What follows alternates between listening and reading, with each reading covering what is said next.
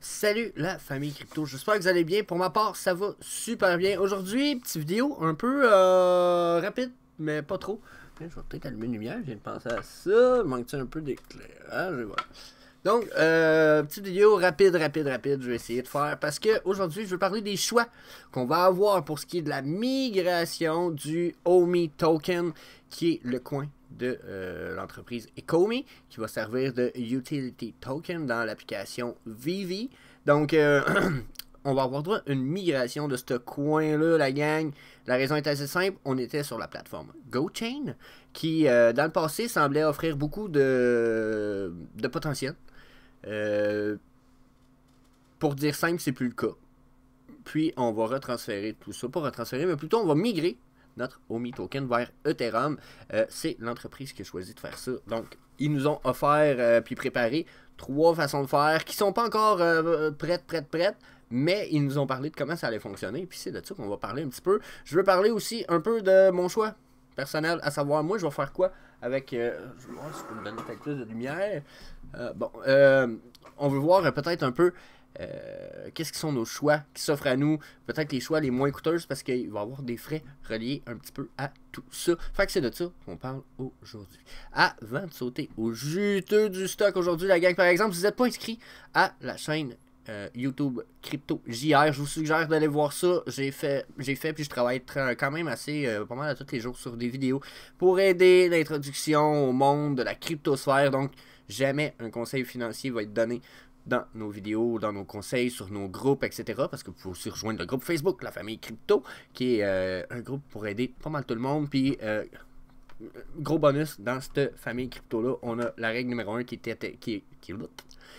interdit tout chiolage. Il y a façon de dire quoi que ce soit dans la vie sans chialer.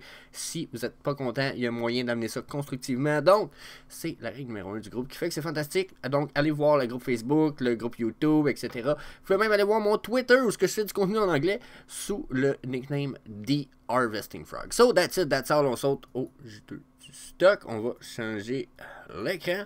Let's go! So, donc, comment que ça va se passer? Bon, là, pour ceux qui vont peut-être se dire, oh my god, il y a mis du stock là-dessus, cette image-là. Oui, mais on va essayer d'y aller quand même assez simple. J'ai mis une section dans le haut à gauche que j'ai nommé le Secure Wallet. Moi, je suis un gars qui travaille beaucoup en anglais, donc parfois, vous allez avoir des images comme ça en anglais. Je les réutilise parce que je vais avoir fait le même vidéo un peu en anglais pour la communauté anglophone, sous un angle différent, une énergie un peu différente, etc. Donc, ici, on a un Secure Wallet. Pour moi, ça va être Trust Wallet. Pourquoi? Parce que mes OMI, ils sont dans Trust Wallet à 92%. Je pense que j'ai bien calculé le pourcentage avant hier.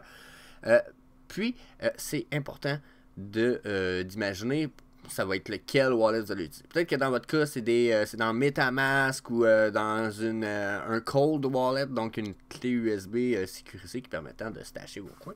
Peu importe ce que ça va être. De prime abord, pour pouvoir faire la migration, la gang, j'ai pas mis le GoChain token pour rien. Ça va vous prendre du GoChain dans le wallet où ce qu'il y a le OMI, parce que pour sortir votre OMI de là, ça va vous coûter des frais. Ça va vous coûter des frais de, si je me trompe pas, un GoChain. Puis un GoChain, si je me trompe pas, ça vaut 55 cents en ce moment. Donc, ça devrait vous prendre maximum 2 GoChain pour sortir ce là.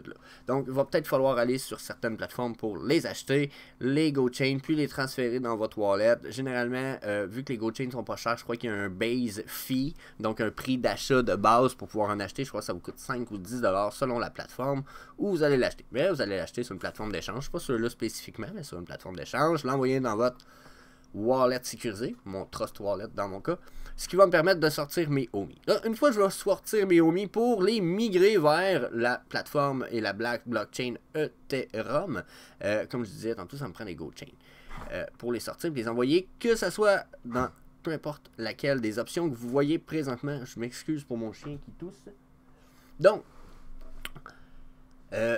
premier choix, on va parler de choix des exchanges qui sont les plateformes d'échange, la gang. Ça va être une des 3 options qui va être gratuite, une des 2 options plutôt qui va être gratuite sur nos 3 options. Quand je dis gratuite, dans la mesure où il y en a qui vont me dire ouais, c'est pas gratuit, Jesse, il a fallu que j'achète des GoChain. Oui, c'est normal, c'est ce qu'on se disait un peu plus tôt. Encore désolé pour mon chien, ça va? Donc, Hein, la vie. Je coupe pas ça au montage. That's it, on regarde ça. Comme je disais, ça va prendre des GoChain, donc en effet, ça coûte des frais. Mais une fois que vous allez envoyer vos OMI sur les plateformes d'échange, et ce, bien important, avant ou durant la fenêtre de migration qui va nous être offerte par Ecomi Omi. Ils nous envoient des nouvelles par sur leur Twitter, Discord. Donc, si vous voulez être à jour à savoir quand ça commence officiel, c'est là que ça va falloir vous tenir. Mais si vous envoyez vos OMI dans une de ces plateformes d'échange-là avant ou durant la période de migration, vous n'auriez pas de frais pour migrer vos tokens. Ce qui veut dire que vous allez les envoyer dans le wallet qu'il y a là. Il va peut-être avoir un processus d'enclencher dans chacune des plateformes qui va vous permettre de transférer et de migrer vos tokens, mais il n'y aura pas de frais associés à cette migration-là. Par contre, si vous les envoyez dans un échange, là, il va être important de comprendre que la migration du OMI token se fait vers Ethereum, mais sur Ethereum, on a ce qu'on appelle deux layers, ce qui est l'équivalent de deux couches dans la plateforme ou la blockchain, on va appeler Ethereum. Okay? Ce qui fait que quand vous allez envoyer vos OMI sur une plateforme d'échange comme ça, quand ils vont être convertis en OMI sur Ethereum, mais en Layer 1. Ce qui veut dire que ces tokens-là vont pouvoir être utilisés pour être échangés, par exemple, contre du USDT, USDP, USDT, PCT, celui que vous voulez, n'importe quel stablecoin, le DAI aussi. Vous allez pouvoir faire un échange avec un contre l'autre. Donc, si un jour vous attendez que le OMI monte à 1$, puis il monte à 1$, puis que vous êtes multimillionnaire, ça va être sous cette format-là qui va être important d'avoir votre OMI pour pouvoir l'échanger. Si jamais il se retrouve sur le Layer 2, qu'on va parler un peu plus tard, vous ne pourrez pas l'échanger contre du USDT parce que il va être sur l'équivalent d'une couche supplémentaire avec laquelle ils ne pourront pas communiquer le USDT, exemple, avec le OMI. Donc, vous ne pourrez pas échanger un avec l'autre. Donc, c'est important de faire la distinction. Si un jour vous voulez cash out vos OMI, c'est pas mal plus ici qu'il va falloir les envoyer. Donc, ça, c'est notre option numéro 1. On va aller à l'option numéro 2 qui est celle ici en bas, où ce que là, vous pourriez envoyer vos OMI directement dans l'application Vivi. Encore une fois, ceci est une option qui n'a pas de frais autre que le frais de sortir vos OMI du wallet, tout ce qu'ils sont. OK? Encore une fois, des frais qui sont en GoChain. Donc, une fois que vous allez avoir sorti, vous les avez envoyés dans Vivi. Encore une fois, ceci avant ou durant la période de migration, une fois qu'ils vont être envoyés là, ils vont être automatiquement migrés vers la Layer 2 de la nouvelle blockchain sur laquelle on va avoir migré. Bon, qu'est-ce que ça implique les Layer 2? Comme je disais plus tôt, toutes les OMI Layer 2 ne pourront pas être échangées contre du USDT, USDC, du DAI. Ils ne fonctionnent pas sur la même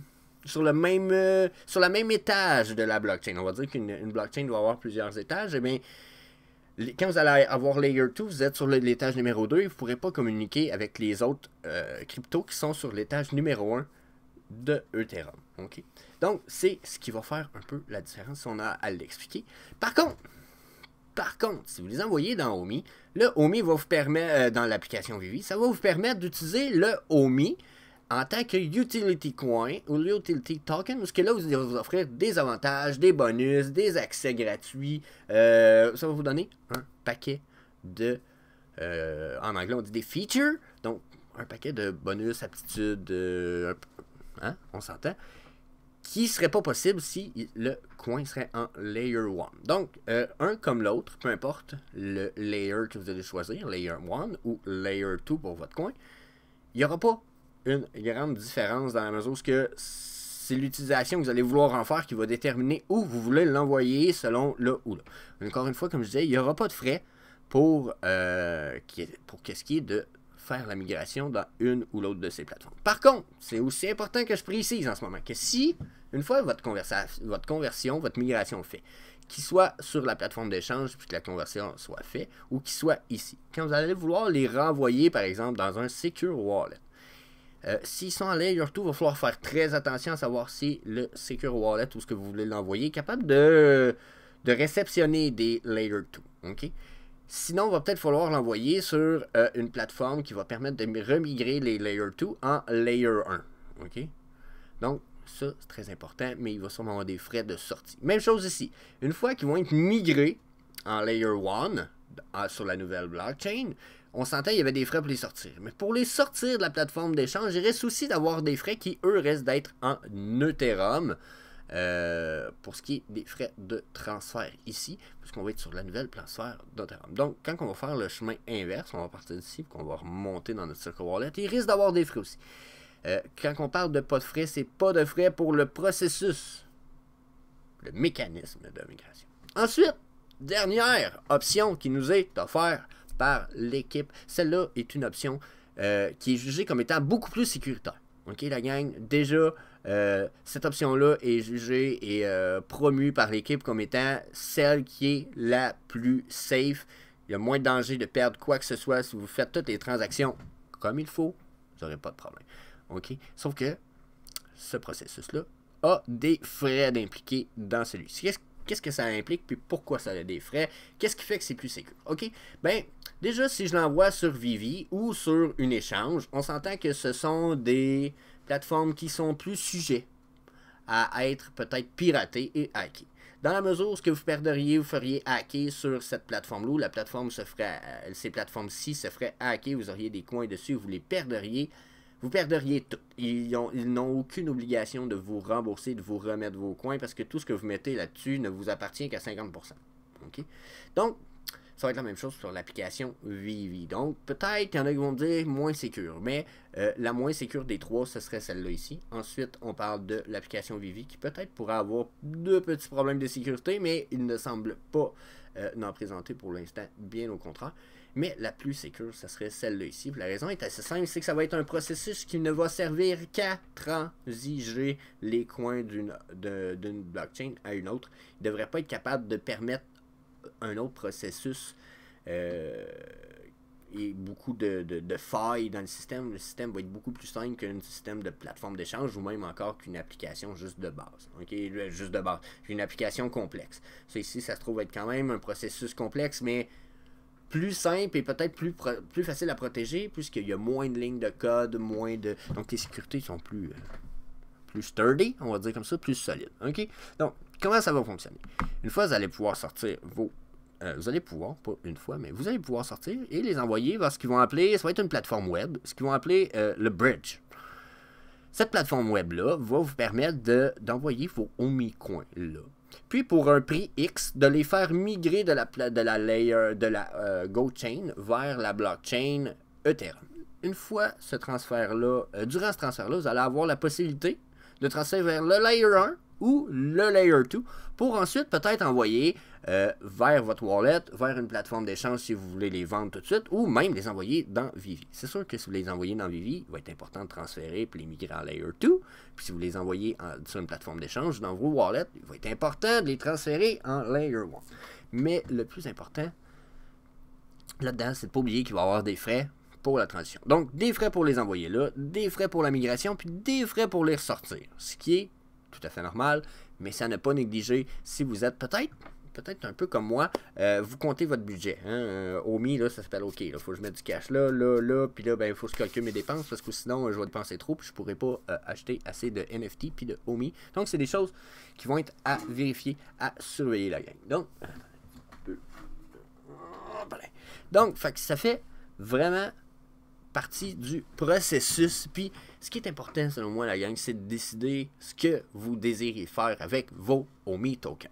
Pour ma part, je suis pas décidé. Je suis pas décidé, la gang, mais genre, pas en tout décidé. Je vous dirais, la raison est assez simple. Le OOP Program, qui est le Omi Utility Program, qui va permettre d'additionner des utilities au Omi dans l'application Vivi. OK? J'ai l'impression que le OOP Program a été garoché, pitché, botché, puis qu'on n'a pas... la qualité qu'on aurait dû avoir pour le utility pour le OmiCoin. On dirait presque qu'ils n'ont jamais pensé à quelle utility ils pourraient donner au OmiCoin quand ils ont préparé le OOP Program ou qu'ils ont préparé tout ça, parce que ça me donne vraiment l'impression qu'ils ont juste... Ils se sont juste dit, on a des idées, mais on va pas les donner. On va garocher le minimum. mais on va attendre les suggestions. Puis on va deal with les suggestions au lieu de donner les nôtres, puis de booster, donner nos idées, puis de les partager de ce qu'on pensait que ça serait. Ça m'a donné une espèce d'impression de désir de pas en faire trop pour pas déplaire. Donc, en tout cas, ça me laisse un peu perplexe. Ça me fait vraiment un espèce de feeling que je sais pas si je vais vouloir envoyer une grosse partie de mes coins dans une plateforme d'échange pour les échanger pour du Layer 1, pour migrer Layer 1, ou si je veux les envoyer sur Vivi. Il y a des chances que je les envoie, il y a une partie, une moitié là, puis une moitié là. La moitié dans Vivi pour avoir des utility future, même si I'm not thrilled about it, ça m'excite pas en tout pour l'instant. Mais la moitié va sûrement s'en aller dans une plateforme d'échange. La raison est assez simple. Je pense que ça va être important un jour de cash out les Omi. C'est sûr que si ça atteint 1$, ce que je serais surpris, je risque d'en cash out une partie. Puis si ça monte encore plus haut, ben je risque de cash out pas mal tout à un moment donné. Mais c'est ça. Je pense que ça fait pas mal de tours pour ce qui est du Omi Utility Program Migration. Pas Utility. Oh my god, qu'est-ce que je raconte? Je pense que ça fait le tour pour le Migration du Omi Coin, la gang. Je suis un peu perplexe. J'ai l'impression qu'il aurait dû nous finir ou de nous booster le hoop avant de nous sortir de la migration. Ça me laisse perplexe, je ne sais pas quoi faire. Donnez-moi votre avis dans les commentaires sous cette vidéo. N'hésitez pas à partager.